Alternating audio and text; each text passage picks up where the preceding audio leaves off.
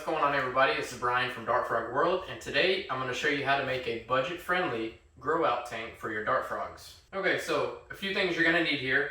Obviously you're going to need to choose your container that you want to use. A lot of people use 10-gallon containers or 5.5-gallon containers. This is actually an 18-quart container that I got from Home Depot. I believe I paid like $7 for it. And I like to use these. One, they're cheap, and also you don't have to rely on Petco to do their $1 a gallon sale to catch that 10-gallon tank for $10. Next, you're going to need your false bottom, which I just use Hydroton. It's cheap. Get it on Amazon for like 30 or 40 bucks. Next, you're going to need some carbon. You're going to need some leaf litter, and you're going to need your substrate. And for the grow outs, I just like to use just simple cocoa core. That's it. And you're also going to need your screen layer to separate your false bottom from your substrate. I just like to use the simple window screen, the carbon fiber window screen. You can get that at Home Depot as well, pretty cheap. You're going to need springtails as well as isopods. Now, you don't necessarily have to have these, but it's going to make this a lot easier to maintain in the long run. Or if you want to go really simple, you can just use paper towels in here, but that's not the method I'm going to show you today. I'm going to actually show you a bioactive froglet container. Oh, and last but not least, you're going to need your frogs. I don't know if you can see these hopping around here, but these are my fine spot Leucomelis from my breeders in that last tank over there. So yeah, let's get going. Let's put this together. So to begin, we want to go ahead and use our false bottom.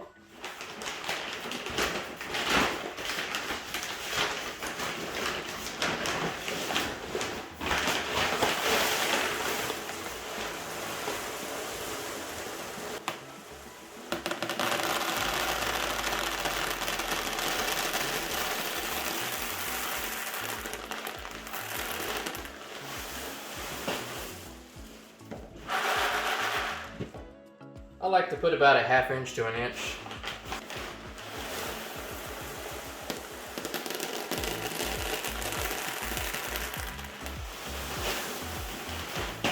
That should be good, so I'm going to set this to the side for now.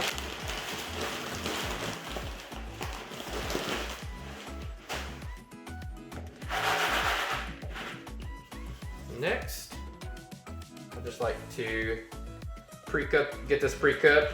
Put it in here, get it nice and even. And what you're trying to do here is separate the substrate layer from going into your false bottom. Alright, that's pretty good. Next, we want to go ahead and put our substrate down. Which a lot of people, you can use ABG, you can make your own custom mix. It's okay. I just like to use cocoa core because it's cheap and it works. I like to start off with putting the corners first, just to kind of hold the mesh screen down, and then work along the edges. And on this, I want to go ahead and put about ½ inch to an inch of substrate down.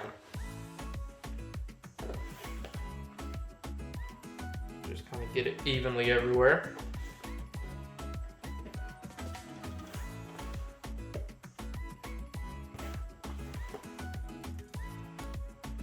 Right. I just want to lightly pack it down just to make sure everything's getting pretty even and smooth. And whenever I'm doing this, I can see like right here, the next layer is going to be the leaf litter, and I don't want the frogs to get under here and be able to get to the false bottom. So I know I need to move some of this around a little bit and scoot it right here where the separation layer is.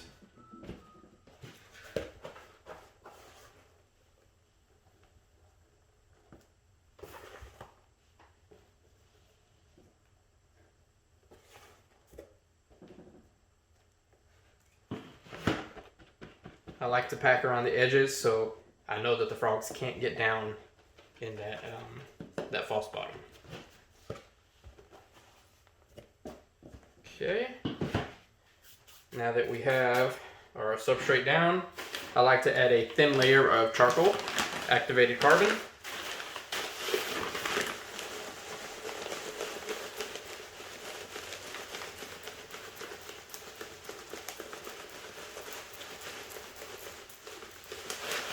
we go, that'll work.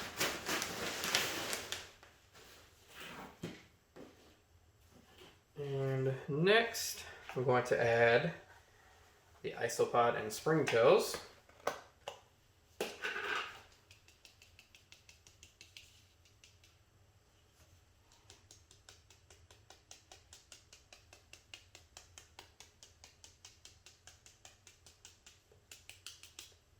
Okay.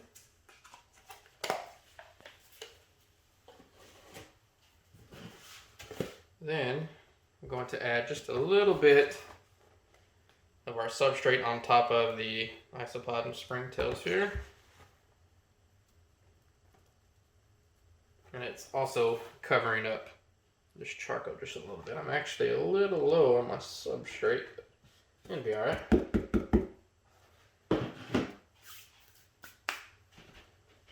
Pack it down just lightly, a little bit again. Okay, let's get this out of the way here. Next, we're going to put our leaf litter down.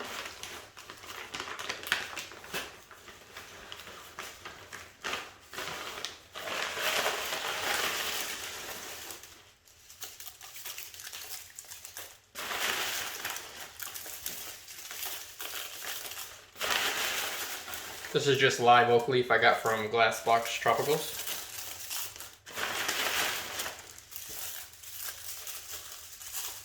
I like to put enough leaf litter down to where the dart frogs, they can't get under and touch the substrate as easily. I mean, it's fine if they touch it, but I like to put quite a bit of leaf litter. Okay, that looks good there. Got a few little spots here in the corner and on the edges that I still see substrate. But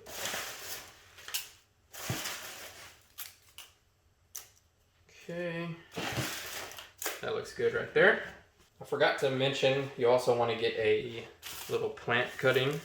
I've got a pothos that grows pretty well in my house, and I just like to add a little cutting of that in there.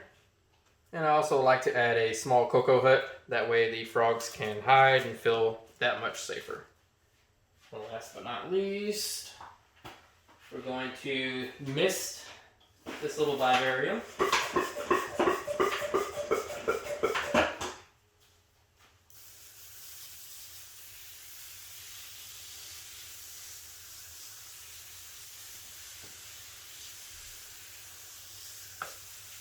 Alrighty, and now it's time to add the frogs.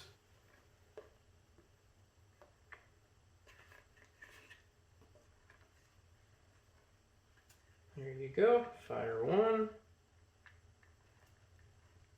Come on, pop. Fire two. Alrighty. And that's pretty much it. They're simple, cheap, and they don't take up that much space. So if you'd like to make one of these yourself, I'll go ahead and put all the products that I use down in the description below. So till next time, we'll see you later.